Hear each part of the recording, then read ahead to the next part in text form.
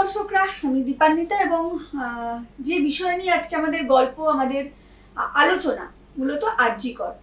আমরা দেখেছি বিগত ৩০-৩৫ দিন ধরে কিভাবে আরজি করের ঘটনার পর লাগাতার যা যা ঘটনা পশ্চিমবাংলায় ঘটছে এবং ঘটে চলেছে।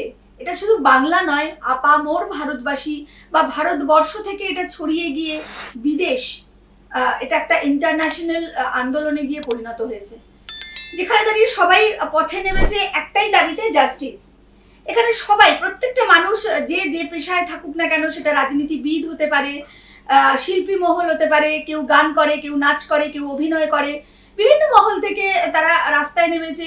নাগরিক সমাজ, সব থেকে বড় কথা, আমরা এর আগে পশ্চিমবাংলা কোনোদিন নাগরিক সমাজের এইভাবে প্রত্যেকটা মানুষ যারা ভোটার তারা রাস্তায় বেরিয়ে যে আন্দোলনটা করছে, এই আন্দোলন বোধহয় বাংলায় এর আগে কোনোদিন মানুষ দেখেছে বলে আমার অন্তত জানা নেই। কারণ আমি যবে থেকে বড় হয়েছি, আমি এরম আন্দোলন দেখে বড় হইনি এই পশ্চিমবাংলায়।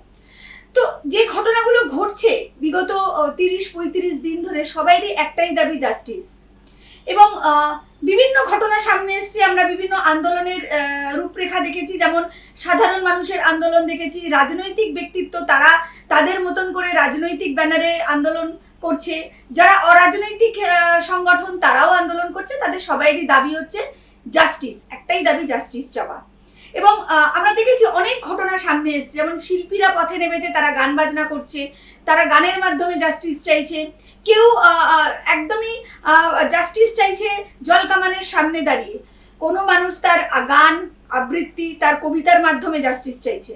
একদমই আমরা আজকে আলোচনা করব এবং একদম গল্পের ছলে এই বিষয়গুলো নিয়ে, কারণ এখন মানুষকে সমাজে সচেতন হতে হবে এবং প্রত্যেকটা মানুষের একটা নিরাপত্তা দরকার, প্রত্যেকটা মানুষ, এবং বাংলার ভবিষ্যৎ কি হতে পারে, কোন দিকে বাংলা এগোচ্ছে, এই বিভিন্ন বিষয় নিয়ে কিন্তু শুধুমাত্র যে রাজনৈতিক ব্যক্তিত্বরা চিন্তিত বা পরবর্তী কি হবে সেটা নয়, প্রত্যেকটা মানুষ, আপামর প্রত্যেকটা জনগণ কিন্তু চিন্তিত যে বাংলার ভবিষ্যৎ নিয়ে কোন দিকে আমরা এগোচ্ছি।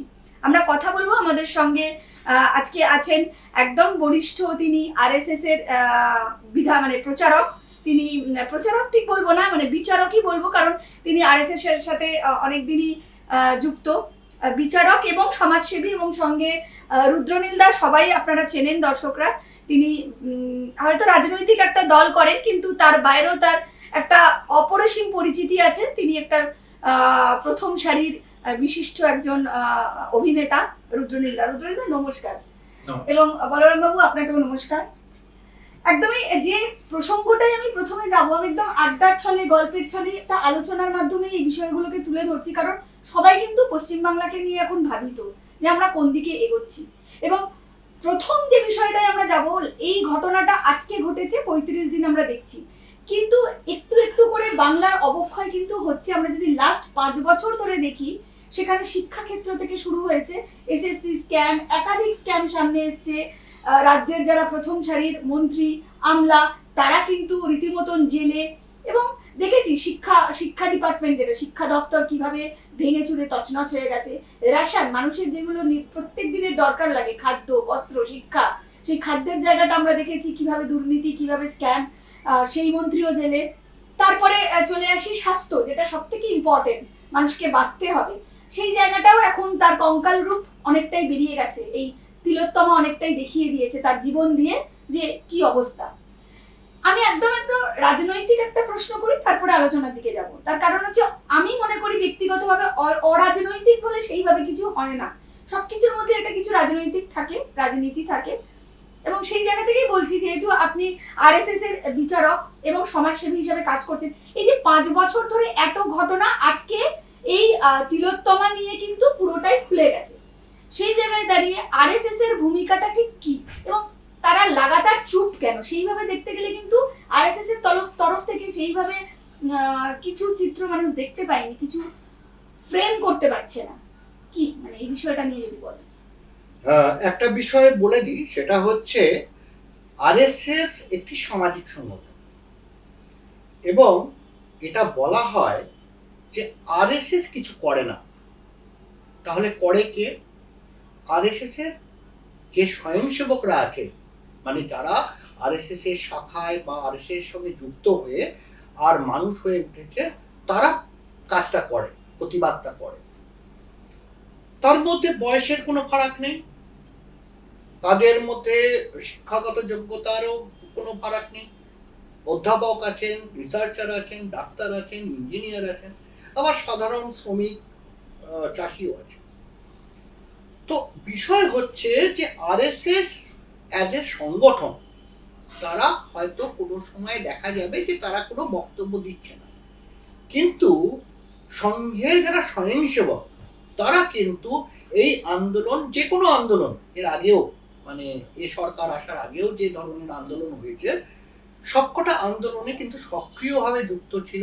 যেখানে অন্যায় হয়েছে তার প্রতিবাদ করেছে এবং প্রতিবাদ করবে।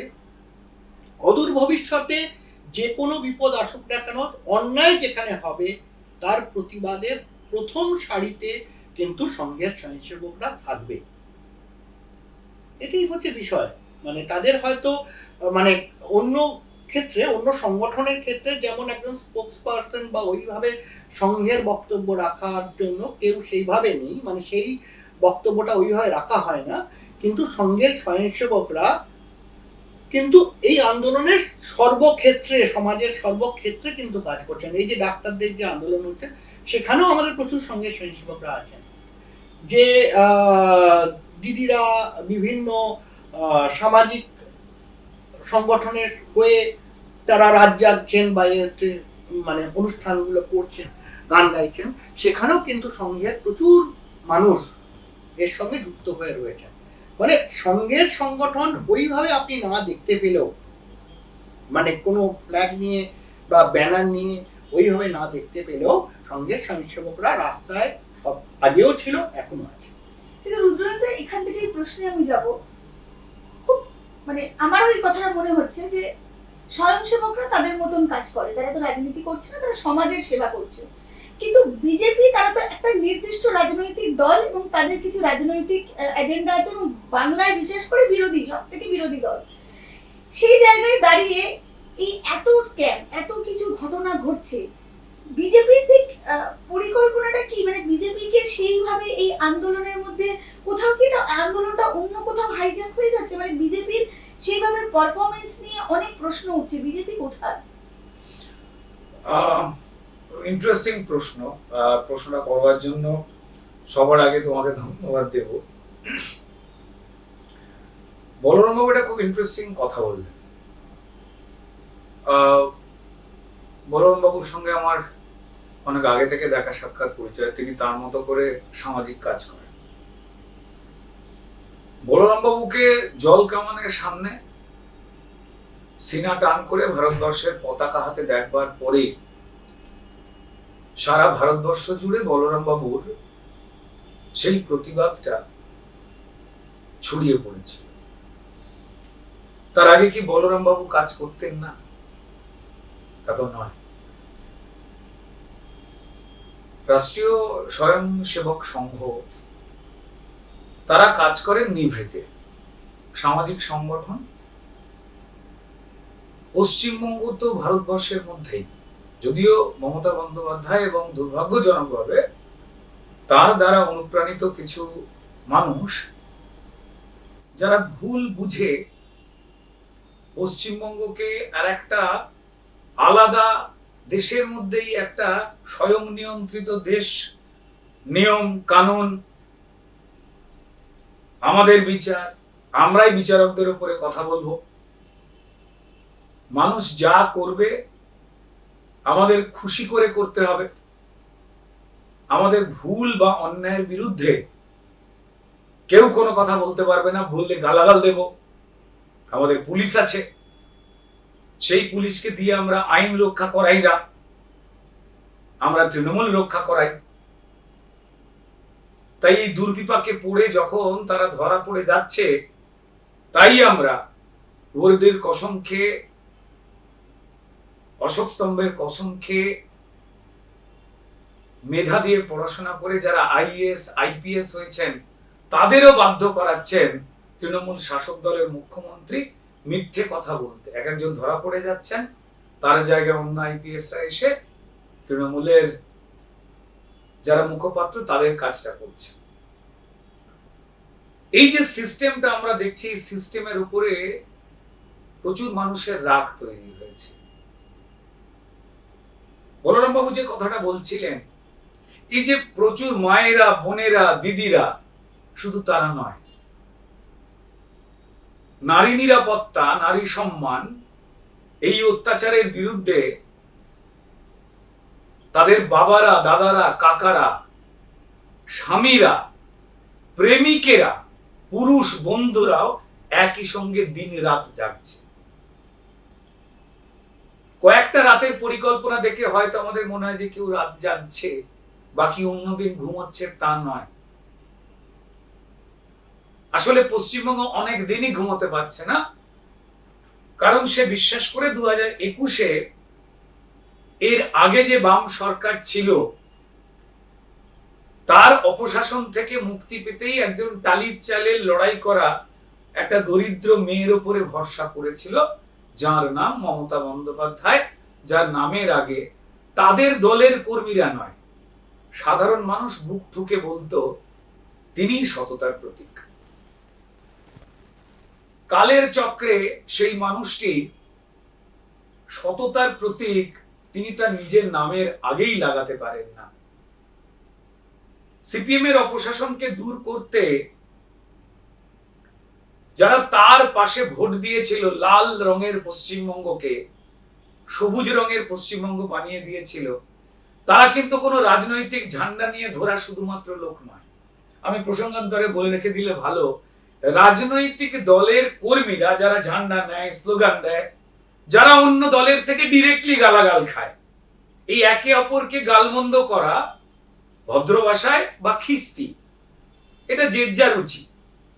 এই প্রতি আক্রমণ করার ধরনটা, বা কেউ যুক্তিতর্ক করলো, কেউ বোম মেরে দিল বা গুলি করে দিল, এটা ডিপেন্ড করে কোন দল কোন নিয়মটাকে গ্র্যান্ট করছে। কেমন এই বিভিন্ন রাজনৈতিক দল তারা তাদের এজেন্ডা সেট করে, একটা